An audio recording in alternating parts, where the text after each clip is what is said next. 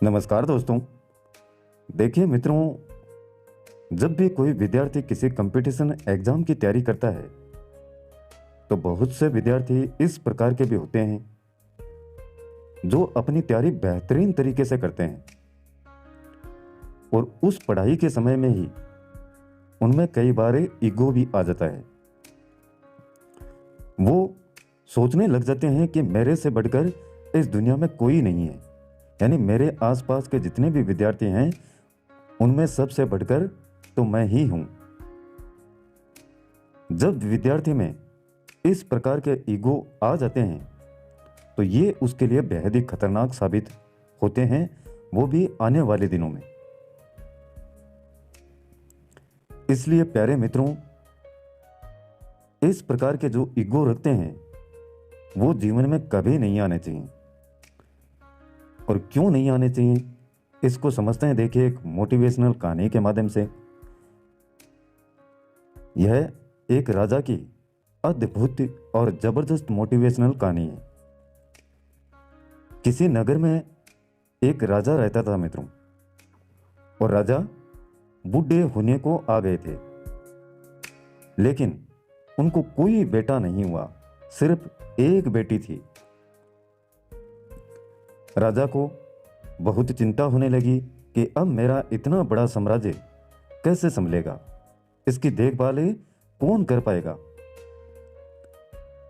एक दिन अचानक भगवान का नाम लेकर राजा ने यह निर्णय लिया कि कल सुबह जो भी हमारे दरवाजे पर आने वाला पहला व्यक्ति होगा, मैं अपनी बेटी से उसका विवाह कर दूंगा और अपना नया उत्तराधिकारी उसी को बना दूंगा। अगले दिन सुबह सुबह एक फटी पुरानी कमीज पहने एक लड़का दरवाजे पर दस्तकें देता है। राजा ने प्रभु की इच्छा समझकर अपने निर्णय के अनुसार अपनी बेटी की शादी उस लड़के के साथ में कर देता है और अपना सारा राजपाट उसे देकर पहाड़ों पर संन्यास को चला जाता है। अब यह नया राजा राजपाट के बारे में जानकारी इकट्ठा करने की कोशिश करता है। राज्य कैसे संभालना है, युद्ध में कैसे जाना है, क्या तैयारी होनी चाहिए ताकि बहुत अच्छा राजा साबित हो सके। उसने अलग अलग काम अपने अलग अलग मंत्रियों को दे रखा था, जैसे राजकोष वित्त मंत्री को, सेना की बागडोर सेनापति को, और ऐसे ही अन्य कई मंत्रियों को अपने मंत्रिमंडल में शामिल कर रखा था। नए राजा के संचालन में राज्य बहुत बढ़िया से चल रहा था। सारी प्रजा पुराने राजा की बहुत तारीफ कर रही थी। क्या राजा चुना है महाराज ने, समस्त प्रजा के हमदर्द बनकर सदैव खड़े रहते हैं। यहां राज्यसभा के समस्त कमरे में समय समय पर सब आ जा सकते थे, लेकिन मित्रों एक कमरे में सिर्फ राजा ही जाते थे, और ये इस कोठरी में 10 से 15 दिन में जाते थे और किसी को जाने की अनुमति भी नहीं थी, यहां तक कि रानी को भी नहीं। अब समस्त दरबारियों को जिज्ञासा हुई कि आखिर इस कमरे में ऐसा क्या है कि कोई उसके अंदर देख भी नहीं सकता। जानने की इच्छा सभी को थी, लेकिन कोई पूछ ही नहीं पा रहा था।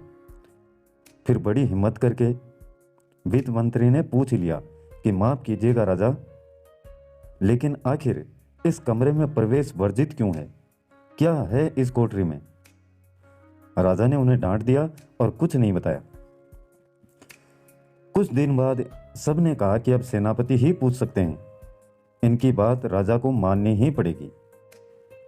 जब सेनापति राजा से कमरे के बारे में चर्चा किया तो राजा ने उन्हें भी कुछ भी नहीं बताया। यहां से सबके मन में एक ही विचार आ रहा था कि अब रानी ही है जो इस जिज्ञासा को समाप्त कर सकती है। सबने रानी से कहा कि आखिर इस कमरे में ऐसा क्या है कि महाराज आपको भी जाने की अनुमति नहीं देते हैं। फिर क्या था, रानी ने तो एकदम जिद ही पकड़ ली कि अब तो मुझे जानना है, जानना है और जानना है। राजा के बहुत समझाने के बावजूद भी जब रानी नहीं मानी तो राजा उन्हें ले गए उस कमरे तक। कमरे का दरवाज़ा खोला और देखा तो उसमें कुछ भी नहीं था। एक फटी कमीज और कुछ फटे फटे कपड़े टंगे थे। सब ये देखकर हैरान थे। तो राजा ने बताया कि मैं अपने शुरुआत को याद करने के लिए यहाँ आता हूँ। मुझे जब कभी ये अहंकार हो जाता है कि मैं राजा हूँ, मैं इस राज्य का सम्राट हूँ, मैं ही सबसे बढ़िया हूँ, तो यहाँ आ जाता हूँ। आधे घंटे बैठा रहता हूँ, अपने शुरुआत को याद करता हूँ और अपने आप को बताता हूँ कि मैं यही था, यही मेरी शुरुआत थी। वो तो पुराने महाराज का शुक्र मनाओ कि मुझे राजा बना दिया। थोड़ी देर के बाद में जब अहंकार टूट जाता है तो साफ और सच्चे मन से बाहर आ जाता हूँ और अपने प्रजा की सेवा में लग जाता हूँ। प्यारे मित्रों, इस कहानी से हमें बहुत सी सीख मिलती है।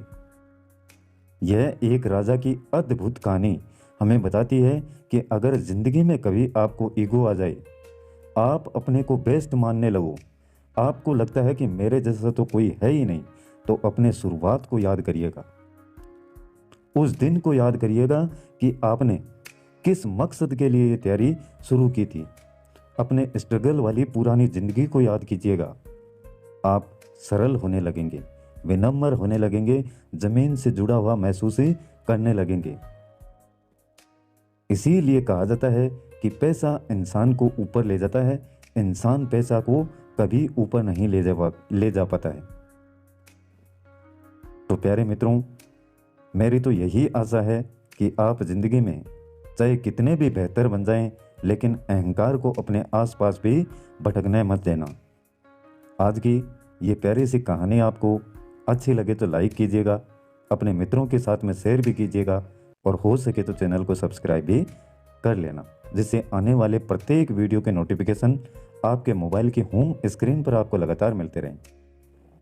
आज के लिए बस इतना ही मित्रों। कल फिर मिलते हैं एक नए वीडियो, नए टॉपिक और नई जानकारी के साथ में। तब तक के लिए जय हिंद, जय भारत।